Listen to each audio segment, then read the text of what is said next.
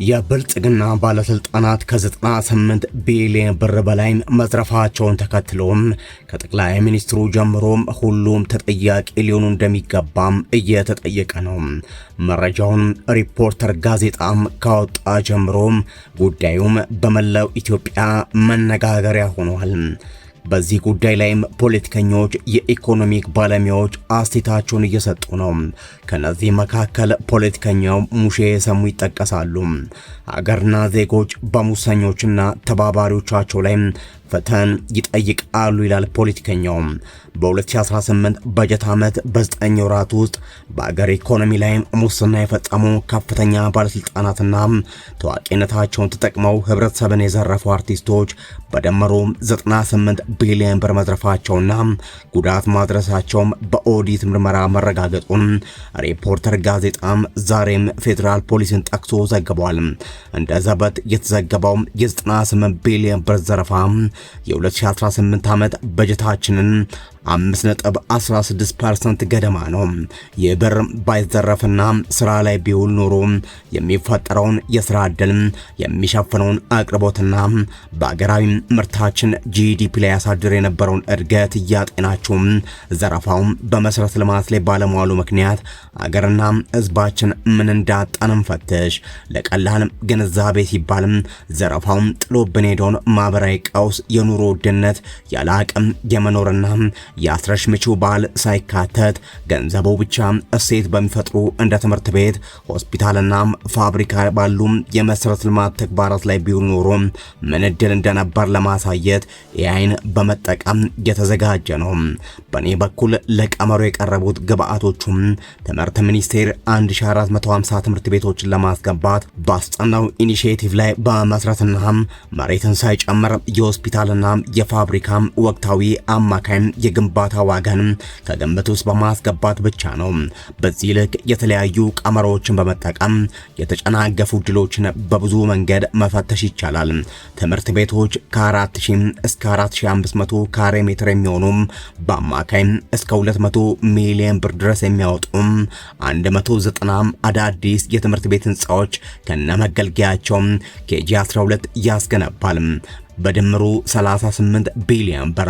ሆስፒታሎች 50 የሚደርሱ አጠቃላይ ሆስፒታሎች ከ15 እስከ 50 የመኝታ አቅም ያላቸው መሰረታዊ የህክምና ቁሳቁሳቸውን ጨምሮ እያንዳንዳቸው እስከ 250 ሚሊዮን ብር በሚገመት ወጪ በድምሩ በ12.5 ቢሊዮን ብር መገንባት ይቻላል።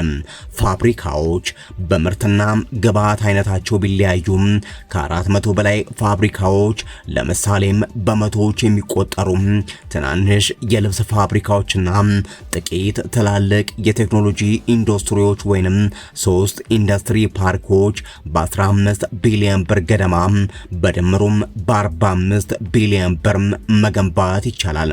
እንደሚታወቀው የተዘረፈው ገንዘብ የሚውለው ለካፒታል ፍላይት፣ ውጭ ምንዛሪ ለማሸሽ፣ ከፍተኛ የውጭ ምንዛሪ በሚጠይቁ ውድ ተሽከርካሪ ግዢዎች፣ ለውድ ሽቶም፣ አልባሳት፣ ጌጣጌጦችና ውጭ ሀገር ከቤተሰብ ጋር ለመዝናናት በጥቅሉም ለቅንጡ ያኗኗር ዘይቤ በመሆኑ ምክንያት ገንዘቡ ከመመዝበሩ በላይ የውጭ ምንዛሪ በማሸሽና ጥቁር ገበያውን በማበረታታት የብር የመግዛት አቅም ላይ የሚያስከትለው ኪሳራ ከዘረፋው ያልተናነሰ ከፍተኛ ውድቀት የሚያስከትል ነው። ሌላኛው አሳፋሪውና አሰቃቂው ነገር ደግሞ የሁሉ ገንዘብ የዕለት ጉርሳቸው ለማሸነፍ ከሚታገሉ ዜጎች ኪስ በቀጥታም ሆነ በተዘዋዋሪ መንገድ በግብር፣ በመዋጮ ወዘተ መልክና ኑሯቸውን ለማሻሻልና ያልፈልኛል በሚል ቤትና ተሽከርካሪ ለመግዛት ከሚከፍሉ ጥሪቱ ላይ የሚዘረፍ መሆኑ ነው። የሙስና ተዋናዮችና ረዳቶቻቸው ያለ ዋስትና መብት ለፍርድ መቅረብ አለባቸው። የፍትህ ሂደቱም በግልጽ በመገናኛ ብዙሃን መተላለፍ አለበት። ሙሰኞች በፍርድ መቀጣት ብቻ ሳይሆን በህዝብ ፊት መሸማቀቅና መዋረድ አለባቸው።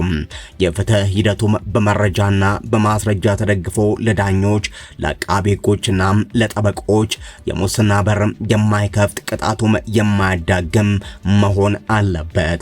ሀገርና ዜጎች ፍትህ ይጠይቃሉ፣ ፍትህ ይሻሉ። የብልጽግና ባለስልጣናት ስለዘረፉት 98 ቢሊዮን ብር የኢትዮጵያ ህዝብ ፍትህ እየጠየቀ ነው። ሌላኛዋም የኢኮኖሚስት ባለሙያ ሀውለት አህመድ ደግሞ ይህንን ትላለች። በእውነት ቁጥሩን ማመን ያዳግታል። ለዚያውም በ3 ሩብ ዓመት የምር ከሆነም ምን ይባላል? ከ18 ዓመት በፊት ይህ ቁጥር ሙሉ የኢትዮጵያን በጀት የሚወክል ነበር። የመግዛት አቅም የሚለውን ትተን ከኔ ደሞዝ የተቆረጠው ግብር፣ በግዴታም በውዴታም ከዜጎች የተሰበሰበው መዋጮ፣ የዩኒቨርሲቲ ተማሪዎች ከምግባቸው ቀንስ ያዋጡት፣ በጣም ዝቅተኛ ንግድ ላይ ካለች ሴት መቀነት ተፈቶ የተከፈለ፣ በሁላችንም ስም ከውጭ የመጣ ብድር፣ ድህነታችን እንደሚቀጥል ማረጋገጫችን፣ ከነጋዴው የተሰበሰበ ግብርና ታክስ፣ ወገቤን ያስባለን ኮንሳምፕሽን ታክስ ወዘተ ነው። ይህ የተዘረፈው ገንዘብ የገንዘቡ መጠን ምንም ይሁን ምን በሌብነትና ዘረፋ ውጤት እያስመዘገብን እንደሆነ የሚታወቅ ነው። በቁጥርም በአይነትም እጅግ የበዛ ቁጥጥር ስራ በሚሰራው ዜጋ ላይ በጣም የተንዛዛና የተጥመዘመዘ ቢሮክራሲ፣ ጥራት የሌለው የላላና ደካማ የቁጥጥር ስርዓት በመንግስት አገልግሎት ሰጪ መስሪያ ቤቶች፣ የአገልግሎት ሰጪ መስሪያ ቤት ሰራተኞች ደሞዝና ጥቅማ ጥቅም ማነስ፣ በዜጎች መካከል እጅግ የሰፋ የሀብት ልዩነት መኖር፣ የመንግስት ተቋሞቻችን የፍትህ ተቋማትን ጨምሮ አለመጠናከርና በየውስጦቻቸው የተፈጠሩ የሚገርሙ ቤተሰባዊ ሰንሰለቶች መኖር፣ በአገር ተስፋ መቁረጥ፣ ያጠፋን በተገቢውና በተጣጣኝ ፍርድ አለመቅጣት የራሳችሁን መጨመር ትችላላችሁ። እነዚህ ለመዘረፋችን በቂ ምክንያቶች ናቸው። በአገራችን ታሪክ ስልጣንን ያለአግባብ ተጠቅሞ የራስን ሀብት በማካበት በሚል ከባድ የፍርድ ሂደት ያየነው የቀድሞ የኢትዮጵያ ጠቅላይ ሚኒስትር ታምራት ላይኔ አድማሱ 18 ዓመት ሲፈረደባቸው ነው። ሌሎች ጉዳዮችን ትተን ነው ኬዙ ገናና የነበረው በገንዘቡ መጠን ሳይሆን ጠቅላይ ሚኒስትርን ያህል ባለስልጣን የፍርድ ወንበር ላይ ማስቀመጡ ነው። ታምራት ላይኔ የታሰሩ ሰሞን ኮራፕሽን ድራሽዋ ጠፍቶ ነበረ። ምርጫ 97 እንደገና ብዙ ነገሮችን እስኪያገለባብጣቸው ድረስ ከዚያ በኋላ በሌብነት የተጠረጠሩ ባለስልጣናት ለጊዜውም በተለያዩ ተቋማት ውስጥ ሽሽግ ብለው እንዲቆዩ ማድረግ ወይም ከኢትዮጵያ ውጭ ወደሚገኙ ተቋማት ማዛወር ወይም የግል ስራቸውን እንዲሰሩ መተው እንጂ ምንም የተለየም አስተማሪ ቅጣት አይተንም ሰምተንም አናውቅም። የዛሬ 3 ዓመት ገደማ አንድ ወዳጄም አሜሪካ ሜሪላንድ ስቴት በእንትና ቤቶች በኩል ስለምናልፍ ቤቶቹን አሳይሻለሁ ቢለኝ እንዴት እንደተገረምኩኝ። በሚሊዮኖች ዶላር የሚቆጠር የሚያወጡ ቤቶች የገዛው ይህ ባለስልጣን አሁንም በጣም ትልቅ ተቋም እየመራ ይገኛል። ምንም ቅጣት ከሌለም ዘረፋ መብት ይሆናል። እንደ ቻይናም አንድ አምስቱን ዘራፊ ብንቀላው ምን ይፈጠር ነበር? ኦኬ መቅላቱ ይቀርም ማሰሩ ይቀርም። በህዝብ ፊት ተዋርዶ የዘረፈው ሀብት ለህዝብ መመለስ የለበትም። ኦዲት፣ ግኝት፣ ምርመራ ውጤት ወዘተ በቂ አይደለም። እርምጃው ይቀጥል። ጠቅላይ ሚኒስትሩም ቢሆን እርምጃም ይወሰድበት። ከማን ይበልጣል? ጠቅላይ ሚኒስትሩም ከ15 ቢሊዮን ብር በላይ አከማችቶ በሪል ስቴት ስም ጠቅላይ ሚኒስትሩም ዱባይ እንዳስቀመጠም እየተነገረ ነው።